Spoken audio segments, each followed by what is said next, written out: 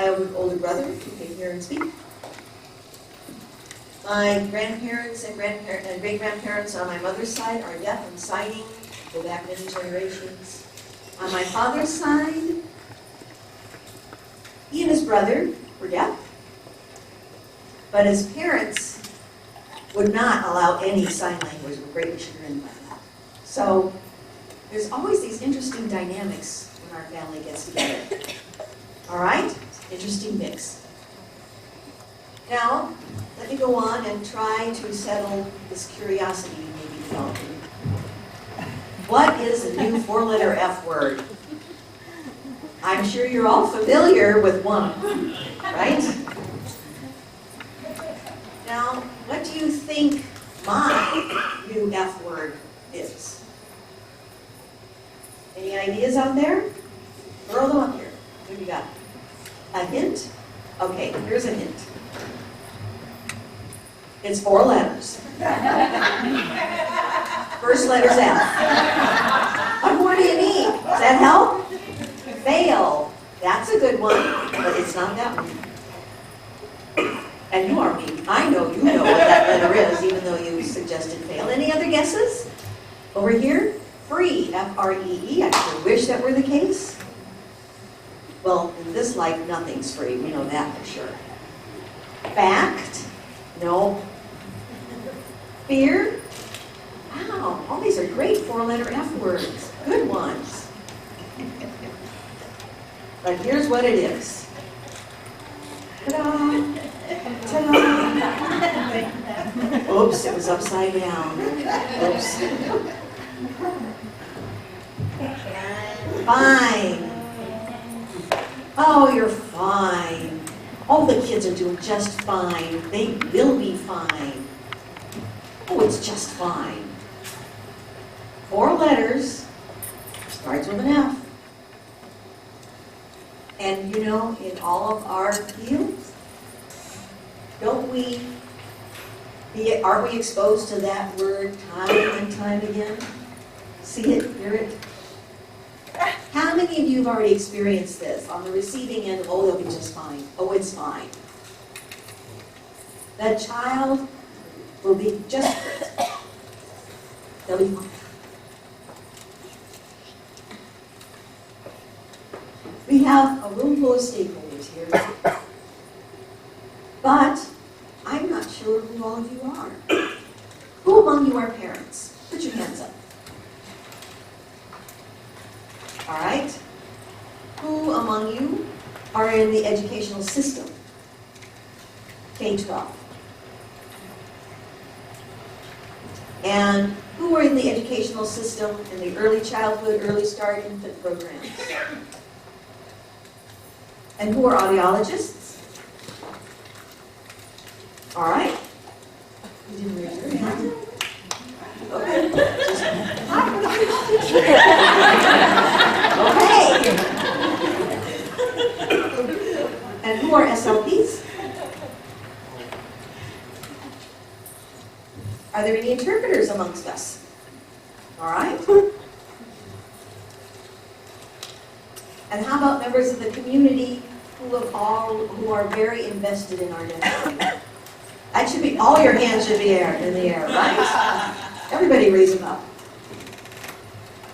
All right. I'm going to take you on this journey about why just fine is no longer okay.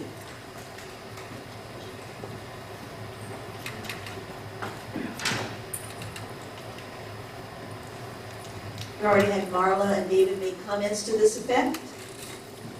That things happened in our past and kept happening, and we thought back then that things had changed, but they actually did not. And that's rather depressing, isn't it? In my previous employment at CSD, I was the student outcomes specialist, responsible for collecting data.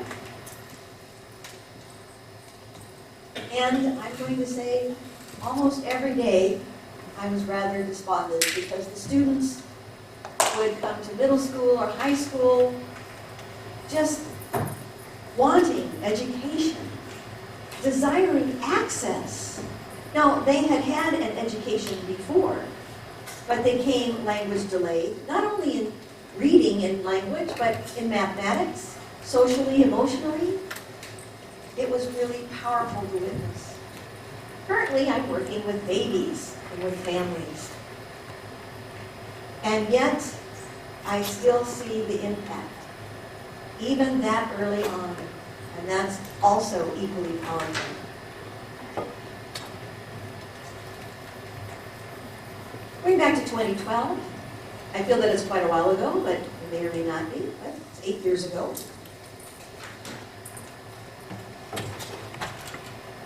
I was sitting in what I thought what might become an IEP meeting, or lead to an IEP meeting, for this one child in 2nd grade with a mild hearing loss, but doing fine. The teacher would say that they were doing fine, they were doing just fine. The principal said they were doing just fine. The deaf and hard of hearing teacher, the itinerant teacher said, oh, don't worry, this kid's just fine.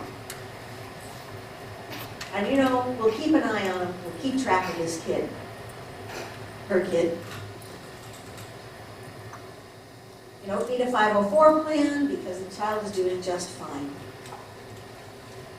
Okay? Now, this child that I'm referring to, the one that gives me the evil eye all the time, that's 15, was this child in 2012. Now, the question is the child really just fine? Hold that thought. In 2019, just 3 weeks ago in December, I was sitting at yet another IEP meeting, and the child was just turning 3. One with unilateral hearing. And there was a lot of discussion going about the table.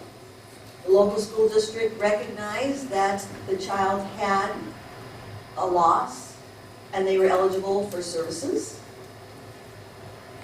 So we made an offer. And what it was, that the school district made an offer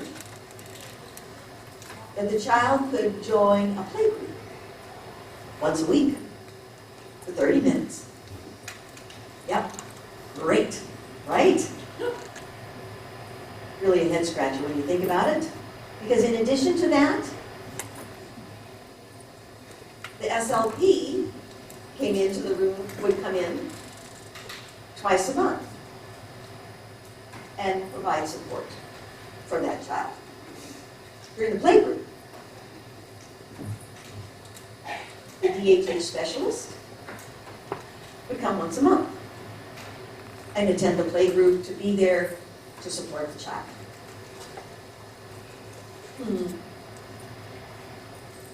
On the one hand, that's great because there will be social interaction, some other appropriate development with their age-appropriate peers.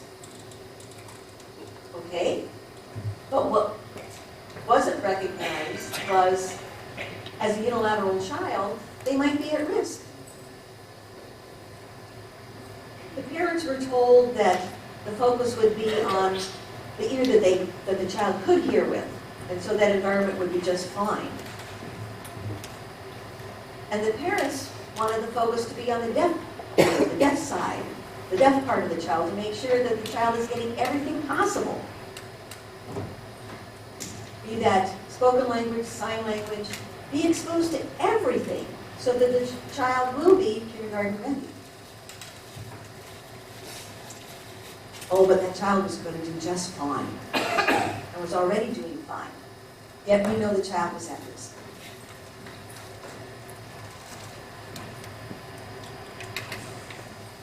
Here's the big question. Mild, unilateral, both are referred to as hard of hearing. Now, I'm not trying to put anyone on the spot here, but I'm wondering, what does hard of hearing mean anyway? What is the definition for hard of it has to do with the decibels. Well, which decibels? I don't know the numbers, no. He'd ask an audiologist. You've got 3 people in the room. This one is avoiding the question and said it's not about decibels, it's about identity. Now your silence is telling me something. What you're telling me is there is no such definition. And one time, this is true, seriously, in my previous job, because I had to analyze data. And the state of California said that deaf children were performing in this way on these sort of assessments. Hard of children were performing this particular way on that particular assessment for children. So I called the California Department of Education. Yes, and they are my boss's boss's boss, but I called them anyway. And I said, well, what does hard of hearing mean? And we all tried to figure it out. And the response from CDE was, well, the IEP teacher decided. Really? So we said deaf, hard of hearing, DHH, all encompassing everything. And there is no definition of hard of hearing. And a team of people needs to decide whether that child can be labeled or should be labeled hard of hearing or not. I have a problem with that. It did not sit well with me. Something to think about over here. Look at the state law or the federal law. They said it's a federal law, not a state law. All right, but I still have a problem with it. Yeah, yes, many of us do. Now, behind all of this is, despite them not having a clear label of what hard of hearing means and them doing just fine, what they're really saying is, here's the word fail. Somebody brought up that word fail, all right? It's okay that they fail first. And then once they do, at some point when it's realized, we'll figure out what to do with it. And as I said before, they're going to focus on the good ear, focus on that particular hearing level, rather than paying attention to what's at risk and what's happening with that child. And I believe that all of us already know that language foundation is the key. And David already mentioned it this morning about language foundation. Don't forget that aspect. And that ties in very closely to kindergarten readiness. And that's why California was the first state to pass Lead K. Right? Congratulate California on it. We have SB 210 that says children's language milestones should be right on track and on par, and that should be discussed with every meeting held with the family.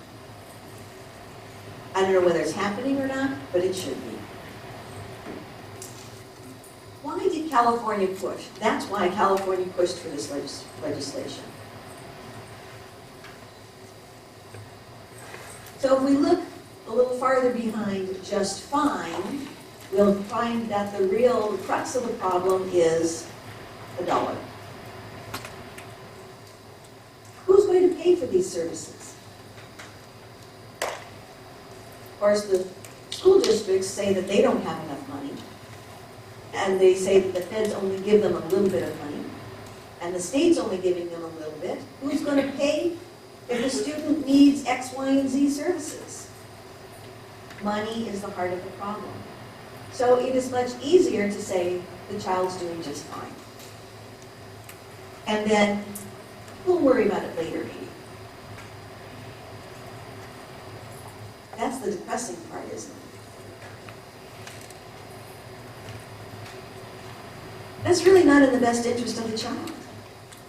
It's in the best interest of the system, that's for sure.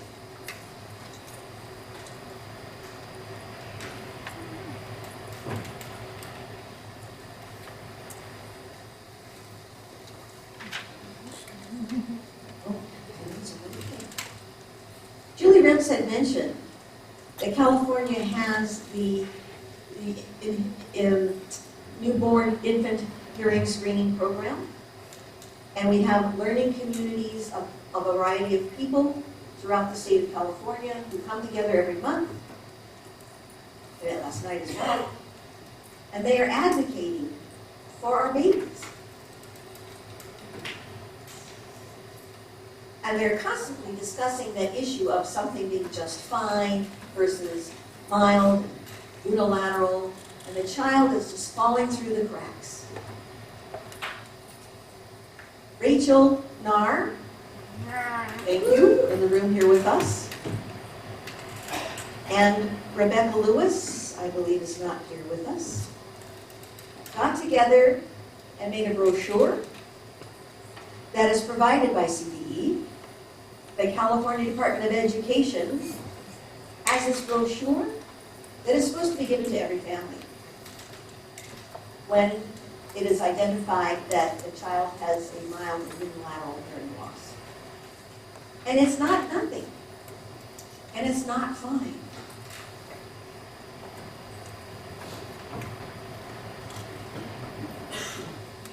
One out of 5 children may have something, be it mild or unilateral hearing loss. 1 out of 5 that are identified by the age of 19. Those are school-age kids. Also, the comments were made about social-emotional effects. And incidental learning. How do you account for that? What happens every day on the playground, in the cafeteria, in social interactions? If the noise in the environment is overwhelming, this child is missing out on all of that incidental learning.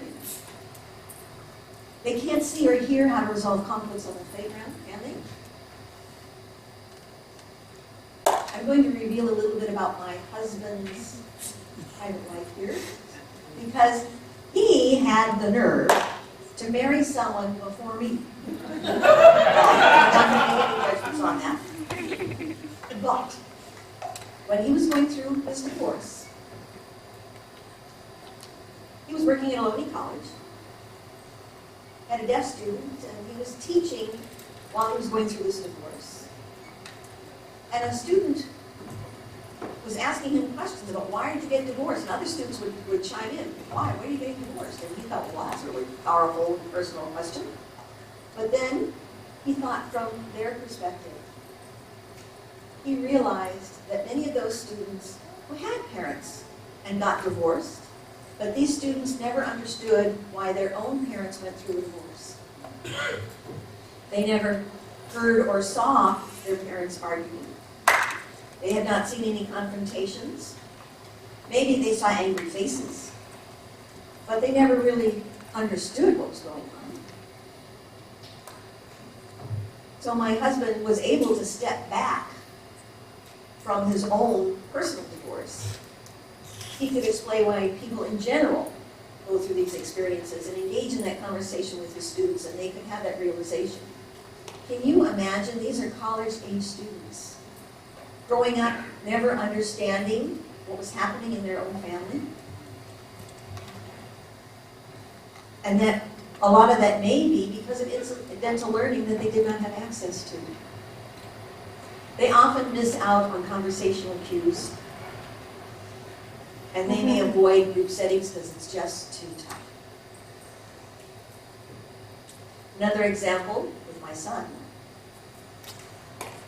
He's in public school because he's fine. But in elementary, they had an annual May Day dance celebration. Everybody would come together, and that morning they'd have to dress up. And I said, is there anything special you're supposed to wear for this day? And he said, no, nothing special.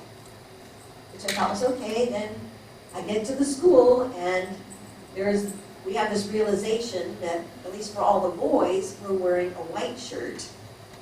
And he happened to be in a very vibrant color shirt.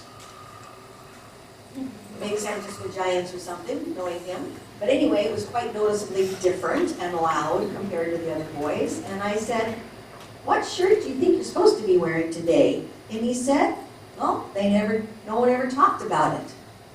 I said, well, they must have. So I asked the teacher. I said, did you give any information to the students about clothing? And they said, yes, we had a whole class discussion revolving around that, and the boys all agreed that they were going to wear white shirts. And I thought, oops. Now my son, good thing, he didn't really care about fashion. He didn't care about that it stood out compared to the other boys, but there are kids who are sensitive to feeling that way, and it would have an impact on them. Again, think about the social emotional impact of being the only one, and being the one who's missed out on something that everyone else knows about.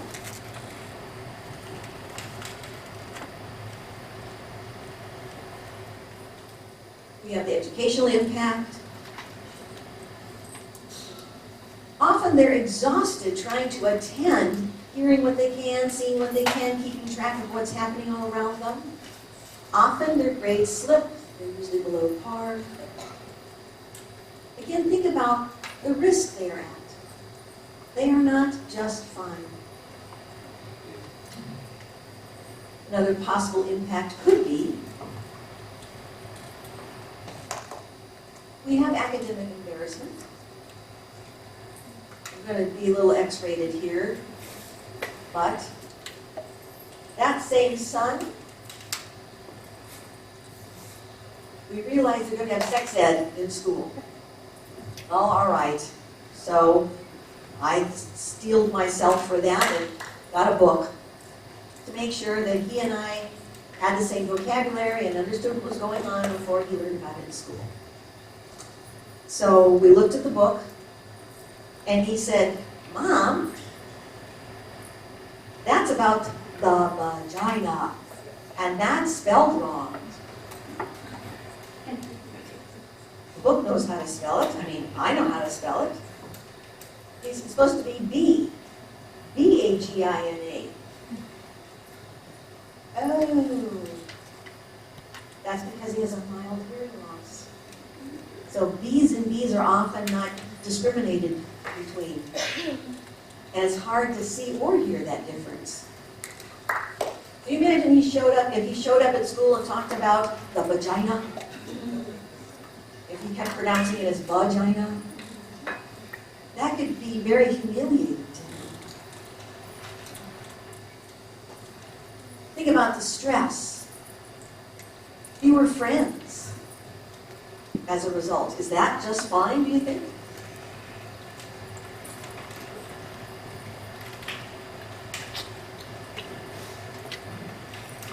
Some of you here are parents. You need to know what the milestones are for your child and make sure that the child has an IEP and a 504.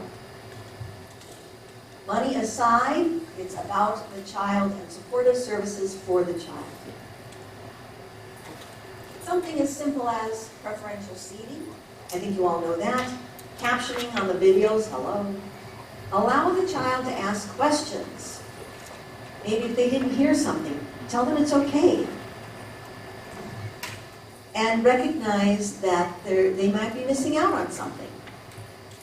You need to empower the child to understand what their hearing level is and encourage them to be assertive. And to go ahead and ask or repeat if they need it. And make things explicit. Extracurricular activities are also important, whether it be sports, other athletics, yearbook, so on. And the bottom line is for all of us, advocate, advocate, advocate. And for the professionals in the room, don't ignore the obvious. The kids are at risk, period. Provide support or counseling. Be sensitive. 100% of the kids, 100% of the children who have unilateral hearing loss, they need an IEP or a 504 to provide services for those children.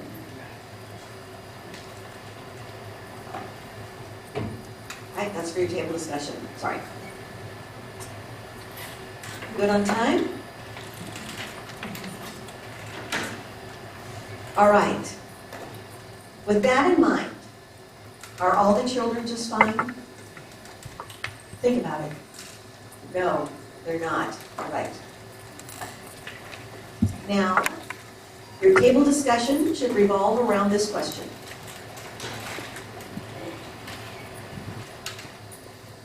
How do we reframe the conversation so that the stakeholders, all of us in this room, understand that children with mild unilateral levels, hard of hearing, in quotes, whatever that means, are at risk for language deprivation? There you go. Have fun.